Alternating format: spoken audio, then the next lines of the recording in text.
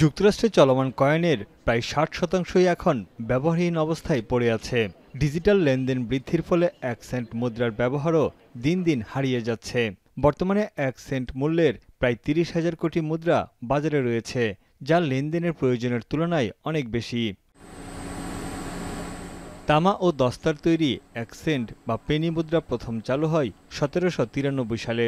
সাবেক president Abraham লিঙ্কনের প্রতিকৃতি সংবলিত ১ Saint তৈরিতে খরচ হচ্ছে প্রায় ৪ সেন্ট, যা ১ দশক আগের তুলনায় দ্বিগুণ। মার্কিন ট্রেজারি বিভাগের দাবি, এই মুদ্রা উৎপাদন বন্ধ করলে প্রতি বছর যুক্তরাষ্ট্রের সাশ্রয় হবে $৫.৫ কোটিরও বেশি। Given the rapid modernization of the American wallet, the Department of the Treasury and President Trump no longer believe the continued production of the penny is fiscally responsible or necessary to meet the demands of the American public. শুধুমাত্র city ব্যাংকে account থাকলেই করতে পারবেন Google pay. তাই account খুলুন আজই।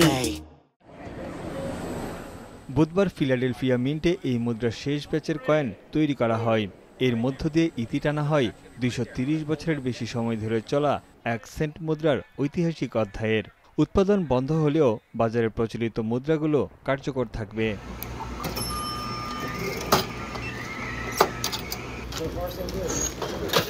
ব্যয় কমানো ও ডিজিটাল লেনদেনের যুগে তাল মেলাতে এমন সিদ্ধান্ত নিল যুক্তরাষ্ট্র। পেনির ঘাটতির কারণে এরই মধ্যে পণ্যের দাম সমন্বয় করতে শুরু করেছেন স্থানীয় ব্যবসায়ীরা।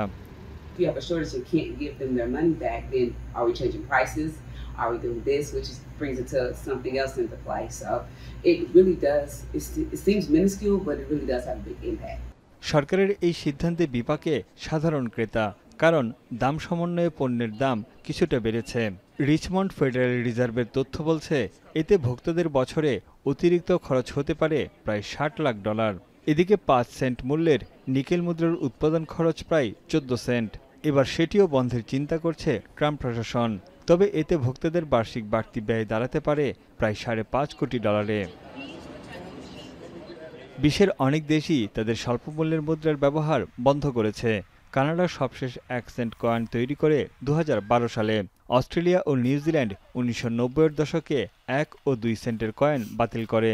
ডিজিটাল লেনদেন বাড়ার কারণে ২০২৪ সালে যুক্তরাজ্য ১ ও ২ পেনি কয়েন তৈরি বন্ধ করে দেয়। তানভীর জনি, এখন বিশ্ব।